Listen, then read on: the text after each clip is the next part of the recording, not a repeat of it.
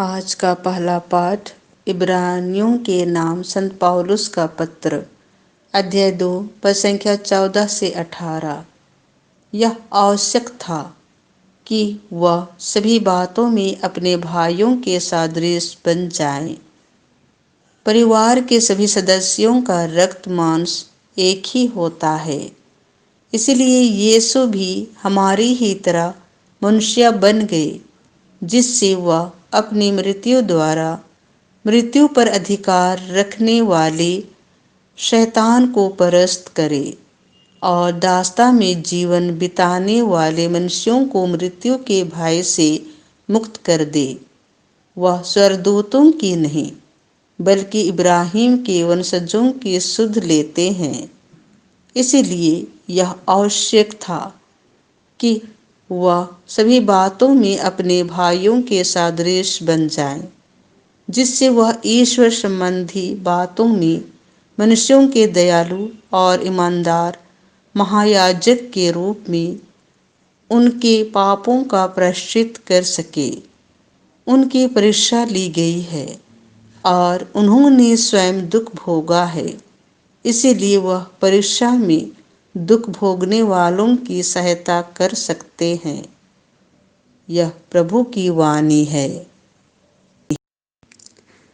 संत मार्कुस के अनुसार पवित्र सुसमाचार, अध्याय 1, पद संख्या 29 से 39। यीशु ने नाना प्रकार की बीमारियों से पीड़ित बहुत से रोगियों को चंगा किया। यीशु सभागृह से निकलकर याकूब और योहन के साथ सीधे सिमोन और अंद्रियास के घर गए।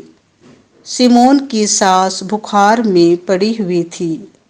लोगों ने तुरंत उसके विषय में उन्हें बताया।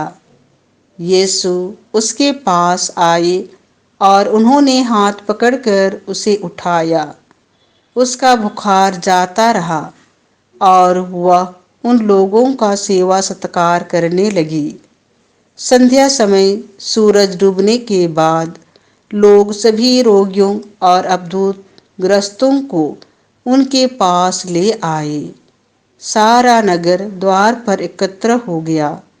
यीशु ने नाना प्रकार की बीमारियों से पीड़ित बहुत से रोगियों को चंगा किया और बहुत से अबदूतों को निकाला।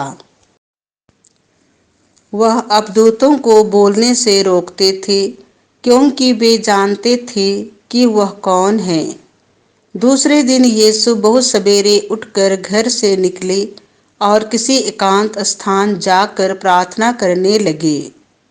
सिमोन और उसके साथी उनकी खोज में निकले और उन्हें पाते ही यह बोले, सब लोग आपको खोज रहे हैं। यीशु ने उन्हें उत्तर दिया, हम आसपास के कस्बों में चले, मुझे वहां भी उपदेश देना है, इसलिए तो आया हूँ।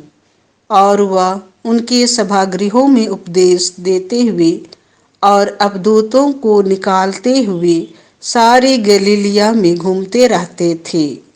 यह प्रभु का सुसमाचार है।